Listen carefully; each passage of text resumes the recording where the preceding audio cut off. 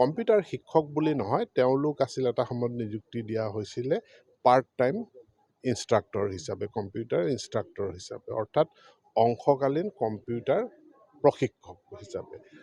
তেওঁলোকে এটা fixed pay' তেওঁলোকে পাই আছে 14,000 টকাৰ। বাকী তেওঁলোকৰ আবেদন আছে, গতিকে সেইখিনি চৰকাৰে পৰীক্ষা নিৰীক্ষা কৰি আছে, সময়ত সিদ্ধান্ত গ্ৰহণ কৰিব।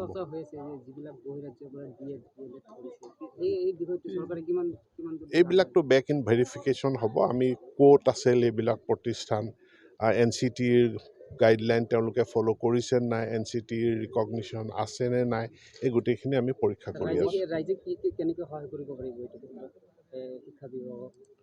আৰু যদি ৰাইজৰ হাতত কোনো তথ্য আছে যে এখেতে ভুৱা চাৰ্টিফিকেট আনিছে, সেই তথ্যখিনি আমাক জনালে হ'ল, আমি লগে লগে তদন্ত কৰিম। নাই, ইয়াতে বহুত কেছো ৰেজিষ্টাৰ হ'ল, বহুতৰ চাকৰিও গ'ল। হয়, চলি থাকিব। ধন্যবাদ।